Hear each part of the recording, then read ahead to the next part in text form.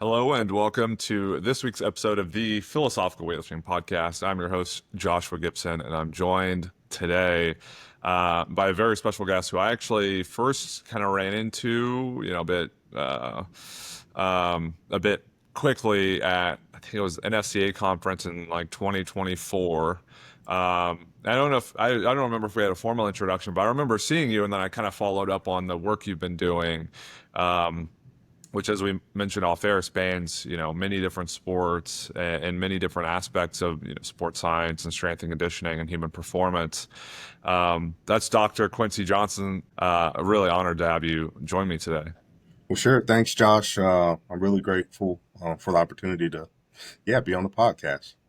Yeah, and I think it's always useful to kind of start with like kind of like a rehashing of like current events, things you've done recently, things you're involved with, and then we kind of take a step back and say like what got you interested in this stuff in the first place. So the NCAA conference was just held, and it was held in Kansas, kind of in your territory. So how was that for you as an experience, being a part of the one of the foremost events for S&C and sports science practitioners, kind of period?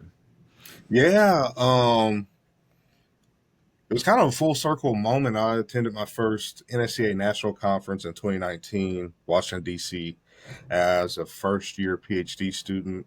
And I remember just being so excited, right, to share my two posters. And one was like post activation potentiation. And then another was on, believe it or not, like cheer and dance, functional movement screening scores, and interpreting that so we could help our athletes out. So, um, yeah, it was really nice. This time around, I think I was on 17 or 18 different posters or Wow. publications.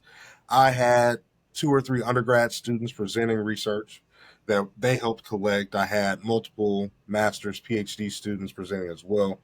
Um, so it was great for that aspect, but it was also really unique to be able to just network and to sit in on presentations and develop professionally. Yeah. Yeah, that's fantastic. So thinking back, you mentioned your first one was in 2019 as a first year PhD student. Getting into human performance, sport performance, S&C, all this stuff. Generally have a background in athletics, right? So was that kind of the same story for you? You had a background playing a lot of sports, different sports, or you kind of took it as far as you could, and you just got kind of bitten by the bug, so to speak, with the all the controllables outside of the techniques and tactics of the game itself. Yeah, that's a really good question. I guess my athletics background goes back to probably 5 years old where I played. My first sport was soccer. It was just, recreational soccer. Yeah. Um, was there a future there? I couldn't tell you, but I didn't play it long enough to really find out. But I played soccer, played t-ball, and then by 6 years old, I was playing contact football. Mm. I'm from Oklahoma originally, so it's not quite the level of some other southern states, but it is pretty high level. Like there's a seriousness to playing football, but also on the athlete perspective, like you really want to play in high school, you really want to play on varsity and be underneath the Friday night lights. So it kind of starts there. Thankfully, like my parents, they've always stressed the value of education. So whenever we weren't playing sports or before we even could, like we had to do homework, we had to do like we were in book clubs, and I was even in like a nature club like Wings of Wonder. Wow. Yeah, so I've always like had the opportunity to kind of see different things and explore and see where education can take you, which is kind of cool because that's come full circle. But I played through high school, did well enough, played on scholarship in college, and then it comes to a point it's like, okay, well, maybe I can go overseas and play professionally for a couple years, but what happens after that? But as I started training, I started lifting weights when I was 12. I started to see the benefits immediately. It's like, whoa, okay, so I got much stronger, and that's helped me jump higher, and that's helping me run faster. What does this all mean? So I competed in powerlifting during that time too, which is Mm. cool. Maybe we can talk about later, but yeah, near the end of my athletic career, I started to get these questions. Like, man, okay, 2-a-days, fall camp. Why does my body feel so fatigued, right? Like shocked in the beginning, first couple of days, and then after a few days, it's okay. Then the last couple of days is a grind. That's whenever we had 2-a-days. I feel kind of aged now. It's like back in my day when we had 2-a-days, and then from there, it kind of developed into a philosophy that I used to train athletes. And that kind of supported some of the research questions I had. And I had some great opportunities throughout grad school to explore some of those questions.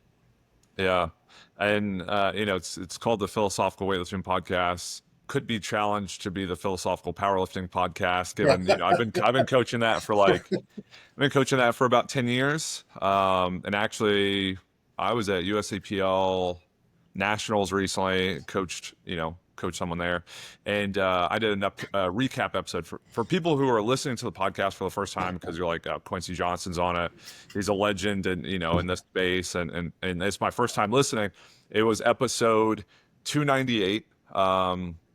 And we did a recap of USA Weightlifting Nationals, USA Powerlifting Nationals, and talk about performance and what we learned and how we're going to, change our programming approaches heading forward. So really big into powerlifting. I love the idea of developing maximal strength. So what was that experience like for you taking, that aspect of performance, the maximal strength side? It's like how much force can you produce with no time constraints kind of necessarily in the squat, bench, and deadlift? What was your experience like with that sport?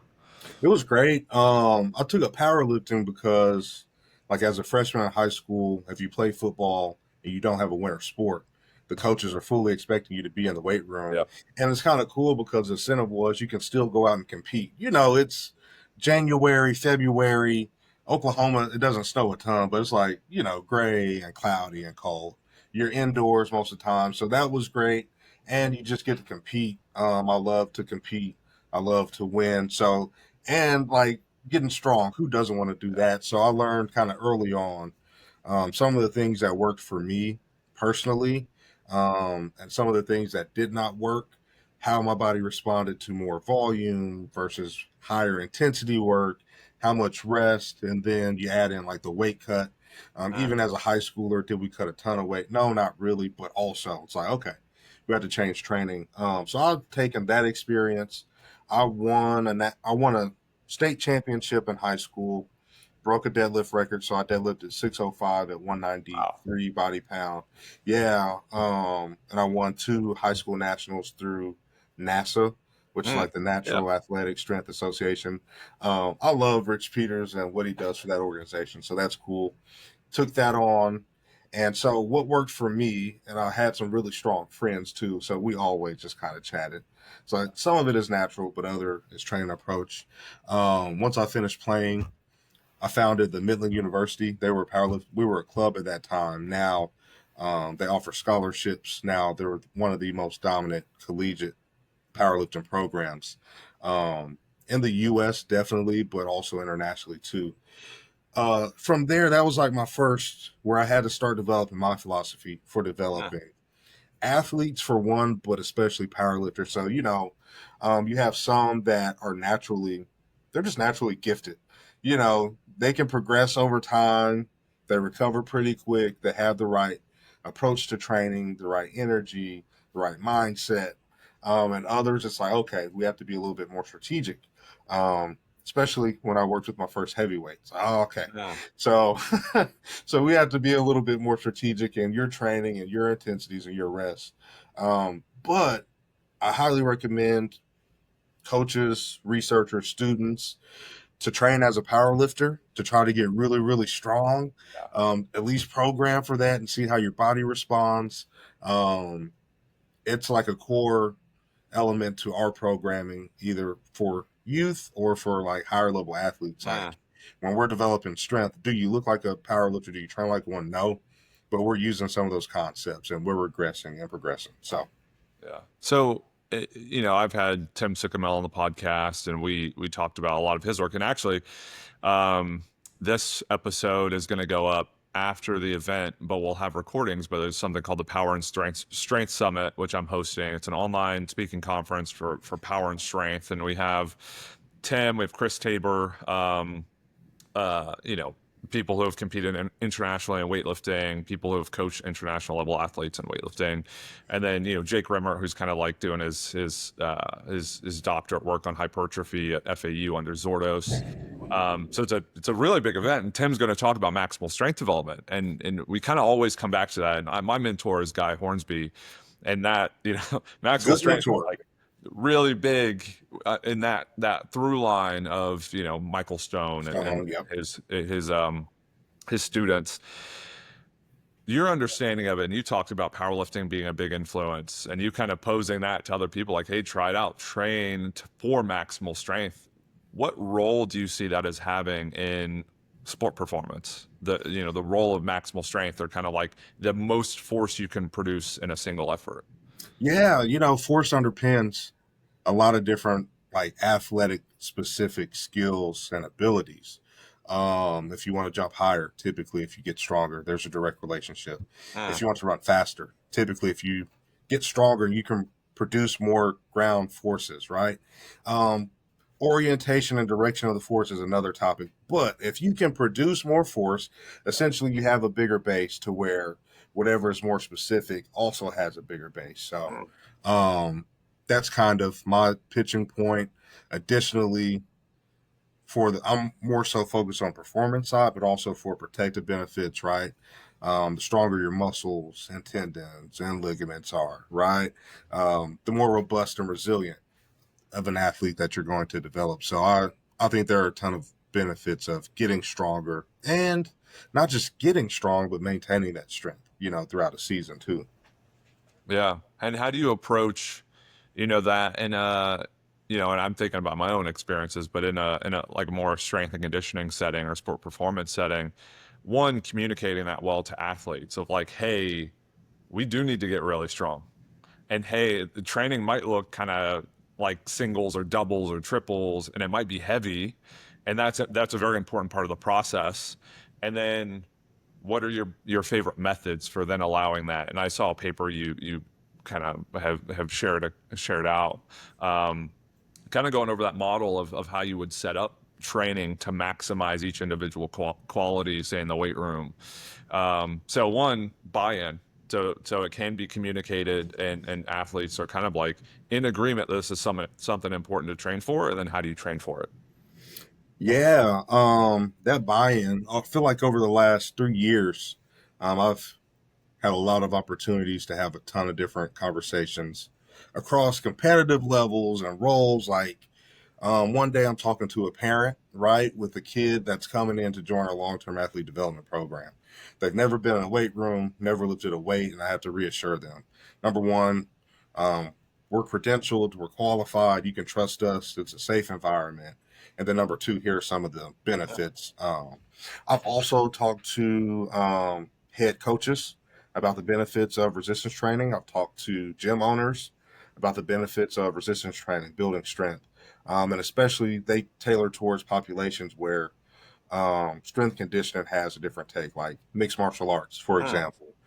You see such a wide range of number one bodies and skill sets and training backgrounds.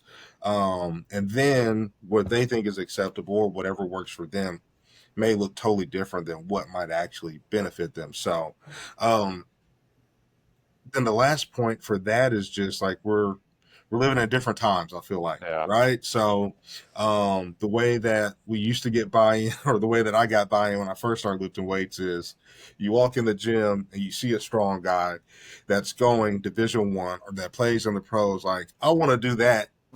I don't need any more buy-in, Yeah. versus now, especially being affiliated with the University of Kansas and the Jayhawk Athletic Performance Lab, we have the evidence to support what we're doing, so we can provide some of that. Yeah.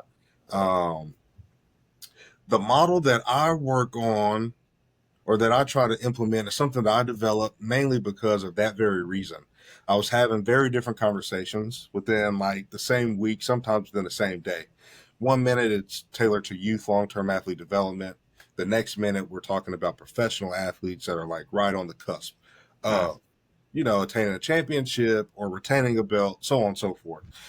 And one of the big challenges that came up, so more of a philosophical like take on it, is like, okay, here's the challenge, here's a problem.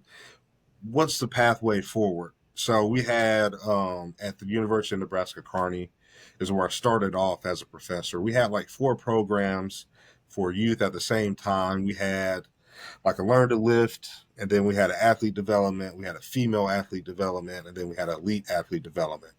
Um, 20 plus kids, only had 2 graduate assistants, and they each had different programs, right? So one of them is training for muscular endurance, another hypertrophy, another strength power. And they're coming in, they're like, okay, so this one is 3 sets of 6 to 8 reps, and this one is 3 sets of 15 reps. This one is, it's like, so what do we do for here? Um, so I did some reading, sought out the literature. I saw that Dr. Stone had published a bit on like strength endurance, muscular strength, and power, specifically as it relates to athletic performance. Mm. Like, wow, okay, so what rep ranges is he recommending and has he recommended? And then Dr. Half, and that full line of sports scientists and researchers. So I saw that, had an opportunity to go out and shadow a strength and conditioning coach that works specifically with boxers. Like Mm. that's what he does.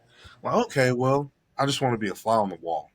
And so I just sat back and kind of watched him train. Like, okay, it wasn't quite like, I guess it was just how organized it was and just Mm. seeing how fluid the session went. Like it Yeah. wasn't a ton of like, all right, now we had to drag out trap bars Yeah. and plates and then other stuff, but it just kind of flowed pretty smooth. So the athlete will come in, go through a warm up, and then they would do a movement, like a rotational type movement for a set number, then flip set number, and then they'll roll into another exercise, squats for a set number. Oh, okay. So it's all like kind of coming together in real time. And like I just workshop it over the weekends. Like, oh, okay, I think I got it. Tens, fives, threes. So that's a Mm. paper that I just published. Um, I'm going to have to publish another one because a couple coaches have asked, like, is this like the 5-3-1 Jim Wendler? Mm. And it's not. It can be, right, but it's not. It's actually like concurrent training. So you have a strength endurance component, which are tens for function, and that includes squat, step, hinge, lunge, push, pull, row. Your basic exercises to build up movement capacity. Those are your tens. Yeah. You do a set number of exercises, you take a rest, and then we go into strength focused exercises. So those are your traditional core lifts, barbell bench press, barbell squat, barbell deadlift, and then any variation that fits within your population. You do those, and then you take a rest. And then you go into a power focused component, which I know sounds like a ton of work, but it kind of gets to athletic performance. The density, right, of games and competition from what we're seeing from a research lens is like, okay, this is like the key element now. Now that we understand volumes, intensities, duration, this is density of work that you're able to do. Which kind of falls in line with like cluster sets, right? Dr. Mm. Half has published a ton on Yeah. that. And even outside of academia, like Josh Bryant, who owns like Jailhouse Strong, he's talked a Yeah. ton about cluster sets. So it brings in that element, but threes are for power. We use it 2 ways.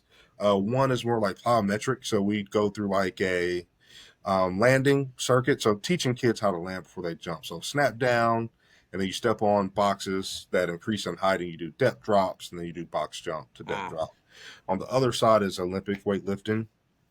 So we'll do like jump shrugs, we'll do hang pulls, and then we can get them into like a hang power clean.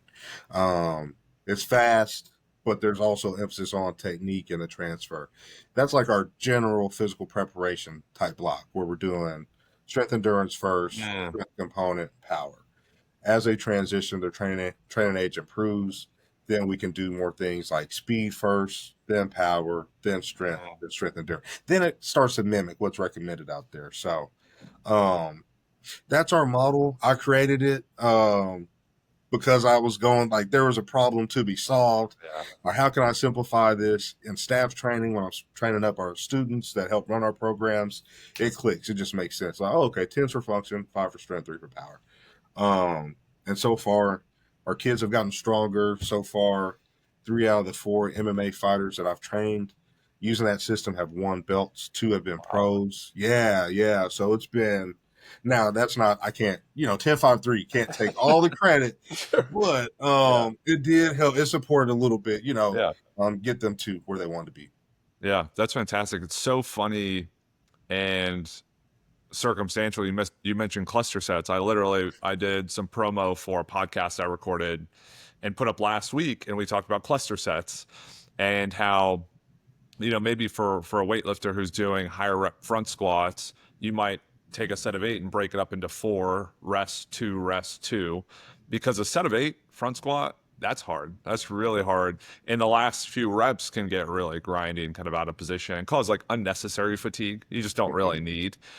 And so we talked about in that context. In a powerlifting context, I'll program it for deadlift, because basically with the deadlift, every rep's a first rep, because you don't have that, like in a squat you're lowering and then the concentric occurs, and a bench you're lowering and then the concentric occurs. With a deadlift, you break the weight off the floor, stand it up, drop to the ground. So Mhm. if you can mimic the quality, the technique, and preserve that across, say, sets of 3 or sets of 5, I think that's going to transfer better to a 1RM performance. So in the deadlift, you'll see maybe for me more clusters. And it's very convenient. With the squat, you have to walk it out. With the bench, you have to get set, unrack, put it in the rack, and then kind of get up and then use that rest. So I like that in that capacity. And then in the weightlifting movements, I'll use it as a way to kind of sequence training, to where we might start with pure doubles in the snatch and clean and jerk, then go to cluster sets in the snatch, clean and jerk, and then go to maybe on the minute work or just more extended rest between singles. So I love the fact you brought that up. It's something I've been revisiting in my own programming and rehashing, and I found that to be really, really helpful. Yeah, And it's effective, it's efficient. You get the high output, the high intent. exactly. I mean, it's Yeah. everything that in a real world setting that you'd hope to have, in my Yeah. mind, at least. No, Yeah. I agree entirely. One thing I'd be curious to hear about, because you mentioned Doc Stone and a lot of those names who are basically legends, in our profession. Who were some of your mentors that you've been brought up under, that, you kind of have a through line of their work through yours? Yeah. Probably names that you don't know. My first strength coach, Jack Pugh, out of Oklahoma City, he had this gym called Athletes in Progress. So that was like my first exposure, and I'm thankful for my parents for like starting me off on the right foot. There are a lot of people that are training kids, but do they have the knowledge and the background expertise? Jack doesn't have a PhD, but I mean, for many, many years, he's competed in weightlifting and Mm. powerlifting, and he's broken records, and he's trained some of the best athletes. And he knows, he could just tell, right? He has that intuition to where, and he's big, he's jacked, he's strong, he's turning heads, and like he has the look, and he knows strength. So, I've even in high school, I would ask him questions just about developing strength, and he didn't like make it complex. He would just like tell me. And a couple years ago, I actually stopped by and visited him, and we spent like half a day together. He's still a strength coach. He's at Oklahoma City University, so he's played like a huge role in just like my appreciation for the profession, number one, but also just kind of really understanding like how do Mm. you build stronger athletes and what really matters. So I like his philosophy too. So after Jack Pugh, I can't name everybody, but I know an undergrad like um, Dr. Mark Snow. He was a really great resource for me and Coach Jeff Field. And Dr. Snow has a background in sports medicine, but he has a deep understanding of like biomechanics, kinesiology, human movement, corrective exercise, which was actually my first certification. So that kind of really opened up my perspective and adds a new tool to the toolbox. Coach Jeff Field is a Hall of Fame baseball coach at Midland University. So he gets it, right? So he gets the relationships, he gets the connecting. Some of the issues that, might come up in strength conditioning or sports science research might be related to like building meaningful relationships. So I've talked to him a couple times over the years, and he just has, it's just like, oh yeah, duh, I didn't even think about that. So that's been great. And then getting into like graduate school, I would say Dr. Dr. Douglas Smith, who studied under Dr. Terry House at the University of Nebraska Lincoln. He was my master's and PhD primary mentor. So, um, just his perspective on human performance, not even athlete, but just how the body performs. And really just the attention to detail that it takes to really be great at this. So I appreciate that. And then later on, I had mentors like Dr. Jason DeFreitas, who's a neuromuscular physiology researcher, which again, like it expands like Yeah. my perspective on like athlete development, strength conditioning, sports science research. And then also Dr. Jay Dawes, Nice. who, I mean, who's a popular name. They all are, but Yeah. he's not well known for tactical strength conditioning. So I've had some great experiences where you're literally going to the field. You're going to the fire station, police department, and anywhere in between, and you're trying to test and assess and implement programs. And it presents different challenges, but it Mm. also provides opportunities to come up with solutions. So Yeah. those are my big mentors through graduate school. And then obviously now, whenever I saw the opportunity to work alongside Dr. Fry, I had to apply. I had to put my name in the hat. So he's been a great mentor. Obviously, he's a trailblazer in the field. So he's mentored me through the science perspective, but also like Mm. what does a really great leader look like? You Yeah. know, he doesn't say, "Hey, watch this. I'm going to show you how to lead." Right? It's just who he is. So Yeah. yeah, those are my that's my list. That's my Mount Rushmore, I guess. Yeah, that's fantastic. And hearing you kind of give the shout out to the University of Kansas and Dr. Fry is like, he's one of the guys like Doc Stone who you'll read his work and you'll read so much of it. And you're like, that's insane. You've been doing this quality of work for so long in this like very, incredibly fascinating space of human performance and athletic performance and sport performance, but also like the physiology side and the very practically applied side to where they're doing maybe some like overreaching research, and then they're Right. doing some like wet lab stuff. Super fascinating, really, really fascinating. Your own interests, where are those currently at? Like, what are the main research lines you have that you're exploring and kind of like trying to understand more about? Sure. I kind of have three, and it's funny because I just sent out something for like a grant and it kind of asked me the same question. And so I took some time to really like reflect on like where my career has started and where it is now, where I see it going. But at the core, so I've been an active strength conditioning coach for like the last decade. And it's Wow. crazy, time flies. But like that's what I put in. Like my first point is to make sure that I have valid and accurate like training approaches, things that actually work. To me, that's important. Yeah. Generally, my interest is like sports science, sport performance research, long-term athlete development. But I am very much like athlete, team, coach focused and facing. So number one is just like developing strength and conditioning systems, frameworks, maps, models, approaches that actually work, that Mm. actually improve robustness, resilience, and then all those other contributors to athletic performance. Um, it's and that kind of fits in with like philosophy, which I mean, before it was like bigger, faster, stronger, because I grew up in football weight rooms, and you're in the Midwest, you're in the South. It's painted on all the walls like bigger, faster, stronger. I literally have T-shirts with it on there. But it's really changed to like fit into what the athlete needs, not only now but in the future. So there's that. The second point is elite athlete performance, which I've had the great opportunity here at the University of Kansas, working within our athletic performance lab, collaborating with Dr. Fry and Dr. Dimitri Chabarkova to really explore elite. So, elite in our eyes, it extends beyond NCAA Division One. Now we have access to professional level Mm. athletes across sports. So examining elite performance is of interest to me because at the end of the day, I'm a former athlete. I'm a huge fan of sports, and you always Yeah. wonder, like, oh my gosh, how cool would it be to see not only how high this type of athlete jumps, but where the neuromuscular underpinning. What's the So difference? Yeah, what's the what's the difference? difference? What's the And difference? then once you know that, because of some of my more practical experiences, like I worked in the NBA, and immediately right off the bat, I'm like, wow, how cool would it be to like have an athlete like this whenever they're 10, 11, 12, and Yeah. help them develop? Wow. So now it's kind of, and it fits in with like long-term athlete development. We've identified elite.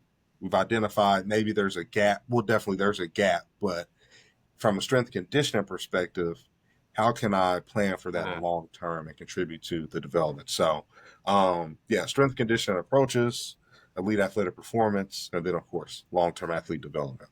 Yeah, and you said you've been a strength and conditioning practitioner for the last 10 years. Um, what have been your experiences with that? Like, where have you worked?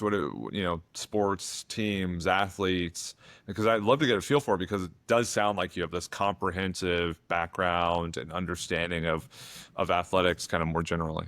Yeah, man. So starting probably, yeah, let's start 2015. That's whenever I founded Midland University Powerlifting Club. Um, kind of like a startup, if you think about it that way. I was a founder, I was a Yeah. head coach, I was a water boy, I was a bus driver, I was a Yeah. treasurer, I was a secretary. And not to say that I'm taking all the credit, but that's what it required to start up the Yeah. club. Somebody had to do it. And we had like 6 students and 1 faculty member that joined the club actually. Our first meet was in Des Moines, Iowa, the NASA Iowa State meet. We broke 26 records in that meet. Wow. Yeah, Yeah. yeah. And and once that starts to happen, it's like, okay, I don't know it all, but there's success and I like Yeah. what I'm doing. Yeah. It's funny because we only had one weight room at Midland University during that time, and it was shared weight room. So I went over before we even started training to talk with like the football strength coach. He's like, "Yeah, you guys can come in. You can lift for an hour between like 6 a.m. to 7 a.m.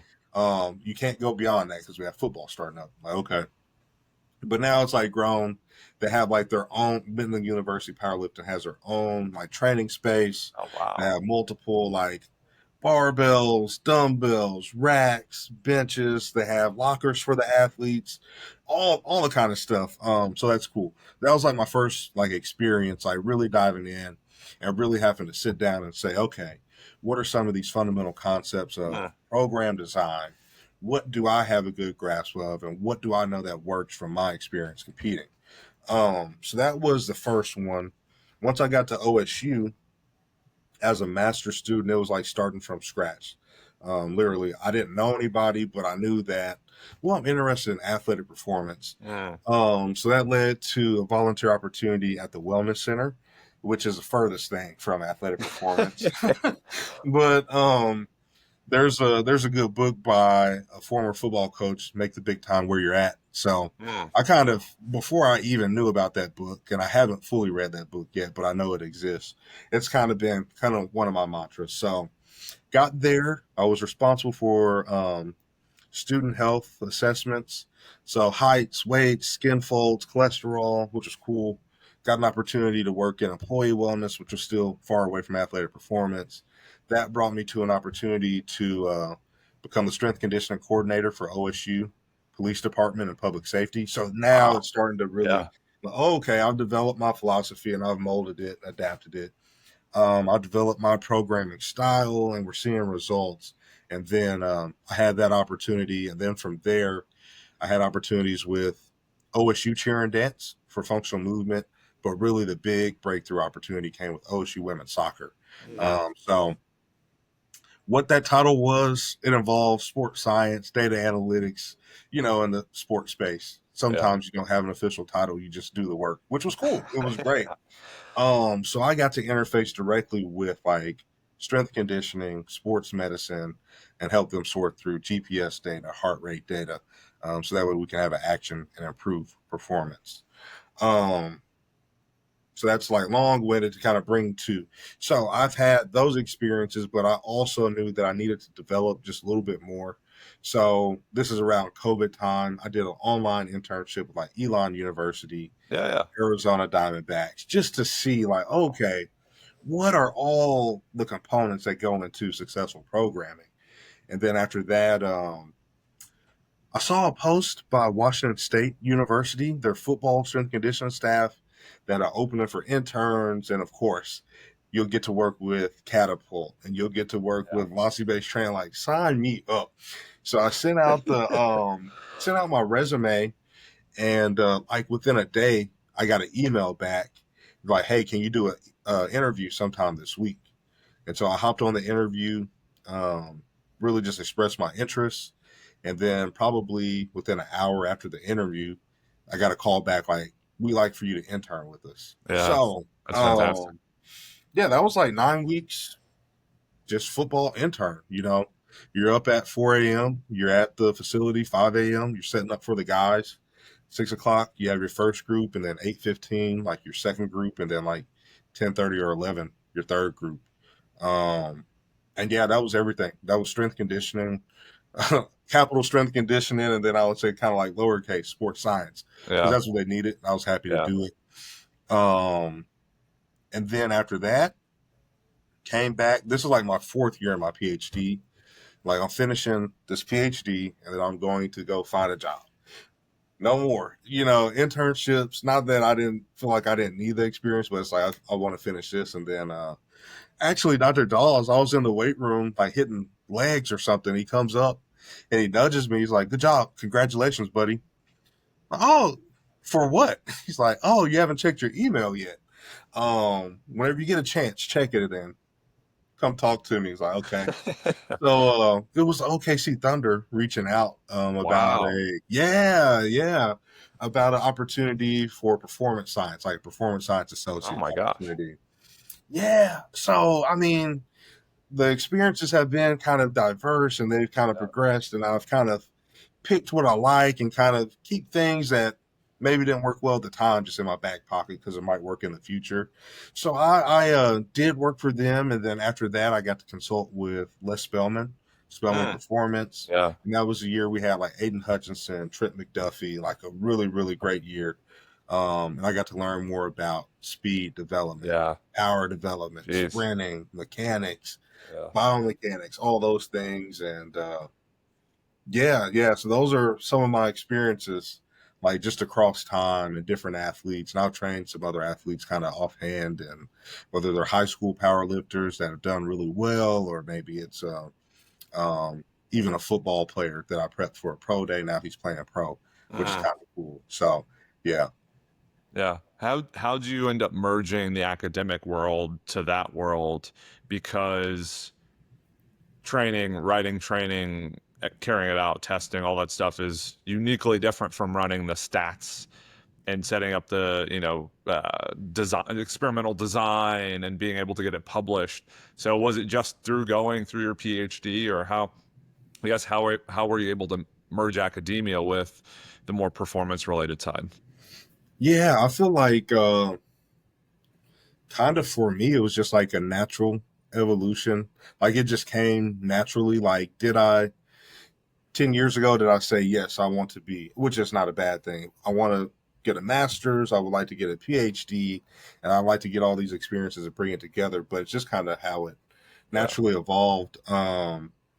I had an interest, obviously, in athletic performance, but I just didn't know exactly what the role would be. Like, Yeah. I love strength conditioning, but can I do this for the rest of my life and be absolutely happy? It's like, I love academia, but I'm still going to want to interact with Yeah. athletes. So the more conversations I had, it's like, oh, okay, so here are opportunities that you can kind of blend both. Mm. And here are gaps in the field where this is actually needed. It's like, oh, okay. So once I saw that perspective, I was able to kind of bring it in and shape it and form it to fit me and what I like to do.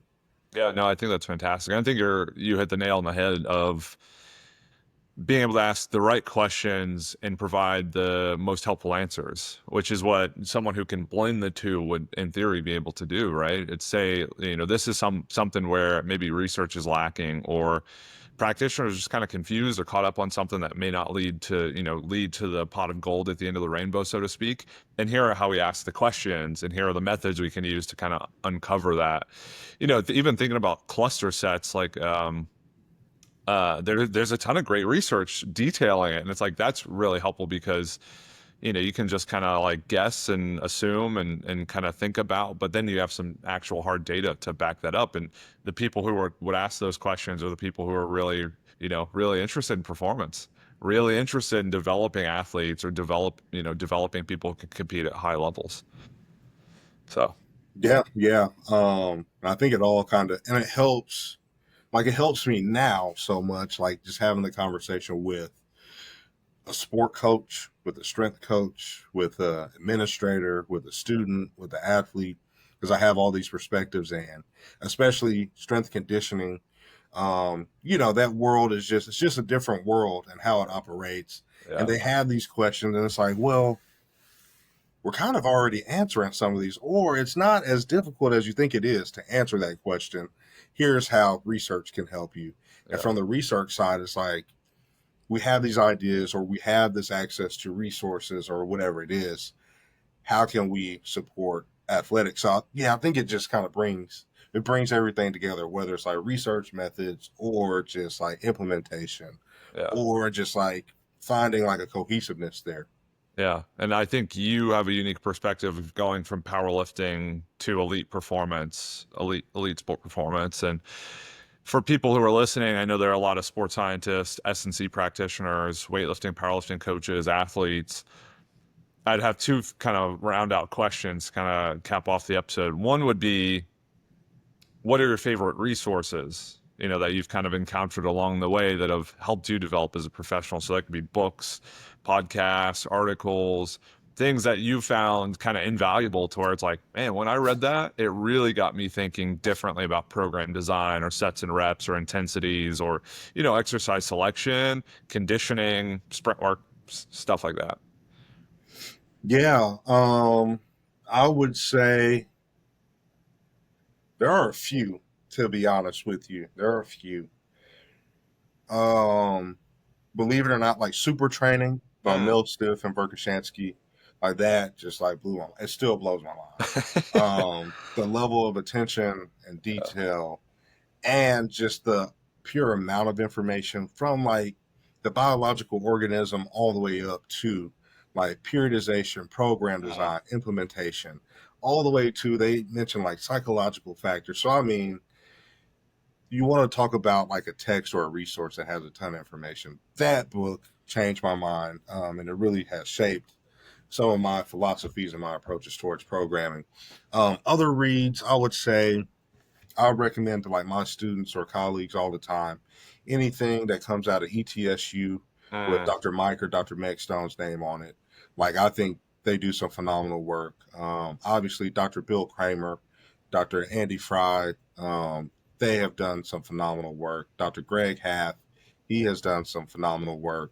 Um, Dr. Travis Triplett, she has done some phenomenal work. So I mean, and I've taken some of those like super training is like broad. How broad can the topics go? And wow, I didn't even know this existed, but now that I do, I can use a little bit of it. And some of it I really want to master.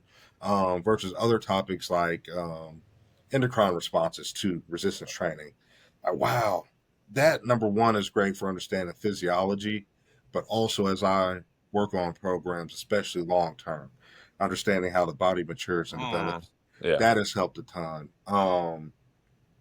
Other things that I've read, probably what have I read recently? Oh, I mean Tudor Bampa, Vladimir Isharin, like all of those greats I'm reading. Yeah.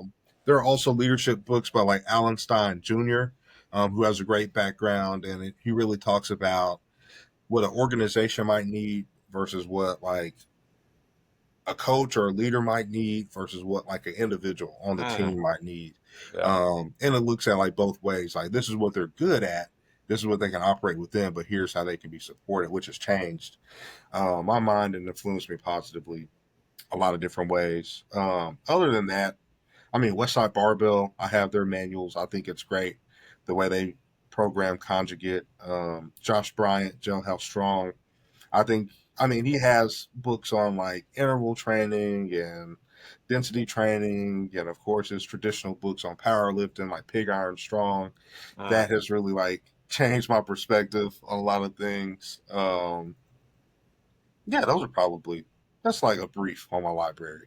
Yeah, no, and it sounds like I think the most important thing beyond just one single resource that you mentioned is how well versed and how completely read you are. You know, you mentioned so many people, so many books, so many different ideas across the things that are important to this, which is being able to interface with people and also being able to define, like understand, and then prescribe good training.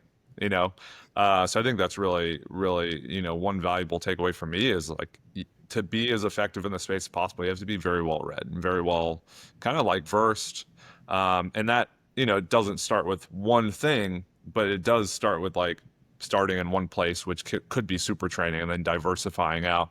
I started, you mentioned Doc Stone and Meg Stone and that kind of crew. And the first textbook I ever really read cover to cover was Principles and Practice of Resistance Training, which is on my desk in front of me, which is why I'm looking over at it. And I remember reading that cover to cover for fun, and I was like, wow, this is incredible. Like the fact stuff like this exists is kind of mind blowing to me. Like people have thought this deeply and completely about performance. The last question I would have, we can kind of round out the episode with, which is, you mentioned resources that are going to help practitioners get kind of up to speed or become competent and assist them in that process. What about navigating the landscape of developing from someone who, maybe competes in a sport? I had a kid who plays football tell me last night, it's like, because I'm a high school strength coach, it's part of the graduate assistantship that I'm involved with. And he told me, he's like, I might want to be a strength coach. And he's like a sophomore. And it got me thinking, like, okay, how would he navigate this space? How would I connect him with people? How would he get experiences that would bring him up to S&C practitioner, sports scientist, academic, and then kind of like leader in the space like yourself? So for people trying to navigate the career kind of trajectory of going into sport performance and then being able to contribute meaningfully, like how would you navigate that now looking back on the past 10 years? Yeah, that's a great question. It's actually one that has come up in the past a couple times. I just have to stress the importance of education, right? I Yeah. mean, yeah, every now and again you'll have somebody that really breaks through and they can really be influential and have a great impact on the field. But I mean, the major organizations are working towards accreditation, Yeah. which means that there are accredited undergraduate programs that, if you want to work in this industry, because we're working towards also professionalism, you will need education. You'll need higher education, Yeah. because what others are starting to learn and appreciate is that it's complex. Yeah, Yeah. you're working with athletes, but it's very Yeah. complex. Yeah. And you have to have a great knowledge base. So I would say, um, I guess the answer from the seat that I sit in, education. Yeah. Go through, try to find a program that is working towards accreditation. Try to find a program that also, if they want to become strength coaches and they understand, like, okay, this is exactly what I want to do. Try to find a program that does that. There are some exercise science and some ex-phys programs that have a course, but it's not what they do. And that kind of leads into the next point to where they can find a mentor Mm. or opportunities and experiences to start to prepare them and start to shape them for the actual profession. And then beyond that, like that's kind of like the more formal answer. Obviously, just going out and shadowing and being a fly on the Yeah. wall and like, okay, this is what goes behind the scenes. Like, obviously, it's fun to have a whistle and to run a group and to see your athletes run out on game day, but also there's a lot that goes into Yeah. Yeah. into the profession. So really seeing that, like, oh, okay, I have to live. I have to set up the weight room. I have to clean up the weight room. I have to Yeah. do the paperwork. I have to sit in Yeah. meetings. I have to, yeah. But pathway is undergraduate degree, master's degree, maybe a GA position, and then kind of join the pipeline. Yeah, well, it's kind of as I mentioned with you being so well versed, one takeaway here listening from your background and your story, just the number of opportunities you took to develop. You mentioned so many, and it's like one led to the other, which led to the other. And I think one thing that's important for me is you could look at an opportunity of I'd get to learn about X, Y, and Z, but you miss the rest of the alphabet, which is all the letters preceding X, Y, and Z. And those are things you don't necessarily think about. Like I had the opportunity to just shadow and kind of talks about an internship with WVU football. But I went into shadow, and just the way he would command the group from start to finish, you pick up on that. And it's Yes. not even like, oh, it's program design's really interesting, but like leading, organization, flow, setup, teardown, like those are things you don't think about, but that you end up picking up and can influence you in a really helpful way. So I think, kind of to your point, pursue an opportunity and be open to growing, not just from the, small standpoint you're interested in, but the broader standpoint of how it can change you as a person and professional. Yeah, it all, I mean, it all plays a role. It's not a single, not one single thing in my mind that you can do. Like it all, like all the experience, all the education, all the people that you're around, all the places that you go and that you see and that you learn Yeah. about. Yeah, Yeah. it all plays a role in developing. Yeah, if we have any interested, because I know a couple of people who are going to the University of Kansas to pursue their doctorates or are interested. Um, if people listen to this, and it's kind of the way I got into the space I'm in, is I listened to a podcast with Mike Israetel. He mentioned ETSU, and it kind of got me off on that foot. So people listen to this and they're thinking, I'd love to study under Dr. Johnson. I'd love to be a part of, what they've got going on there, or just pursue opportunities, or just reach out and chat. Do you have any details about potential like student opportunities, professional opportunities, or those you'd recommend to people who are interested? Sure, yeah. KU is it's becoming the place to be for strength conditioning, future strength conditioning professionals and sports science professionals. So we're actually working on, and it should be, fingers crossed, knock on wood, it should be solidified. Our graduate level emphasis in sports science, it should be approved towards the end of this semester. So Oh, moving wow. forward, we'll actually have that designation for our master students. I've helped build out our curriculum at the graduate level. So we have graduate advanced strength and conditioning, and we have advanced sports science courses. We also have that at the undergrad level Mm. as well, which is pretty cool, which makes us unique. So there are opportunities. And so if anybody wants to reach out, they can just email me at quincy.johnson@ku.edu. But we have opportunities for undergraduate students. Our long-term athlete development program, students can, if they are interested, they can get some experience in strength conditioning. If they don't see themselves as a strength coach, we also have opportunities for research and innovation. Mm. If they don't really, if they're not interested in that, then we also have like community health / sports Wow. marketing opportunities. So it's all built in. We did a soft launch last year and it went great. We had like 10 plus students, and most of those students, yeah, they've gone on to professional schools or they've presented some research at NSCA recently, Mm. or they're just progressing throughout their degree. So we have that, and then obviously our athletic performance lab. Yeah. We have teaching assistant positions available, like in our department, and that comes up from time to time. So of course, um, if there aren't any available now, there might be some in the future. Yeah. And shout out to, I think, Drake Easerhout. That's how you say his last Yeah, name. He's yeah. been on the podcast. I actually am like relatively close with him, and I knew him before he started at the University of Kansas. So, obviously he's like a bright mind and part of a great program. So I think that speaks to the quality of it. If people are interested, please reach out to Dr. Johnson. If they're interested in checking out your work, that you mentioned the paper 1053. You've done tons of work with tons of different sports, which is one of the reasons why I reached out. Where can people go to check out your publications and anything you might offer beyond the university? Yeah, that's a good question. Probably publication. I'm just trying to think of what would make it the most accessible. Like Google Scholar would Okay. probably be a good place to start, and you could just put in QR Johnson, and most of my publications will pop up there. If they have a research gate, then they're more than welcome to like track me down on there, and then they'll have a little bit more access. But sometimes if you like just click a link to ResearchGate and you don't have a profile, then you Mm. can't really access the research. But Google Scholar, you can see everything. Yeah.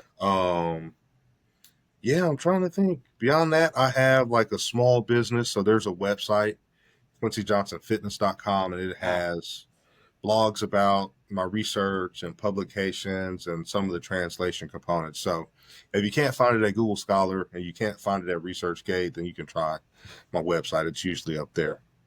Yeah, fantastic. So I'll make sure people get directed towards that. And I'll put links in the description down below for those who are interested. If you're interested in keeping up with me and you don't already follow me on Instagram, my name's Josh_Phil, WLSPHILWL. You can find me at Philosophical Weightlifting everywhere else where you'll catch fantastic episodes of the podcast just like this.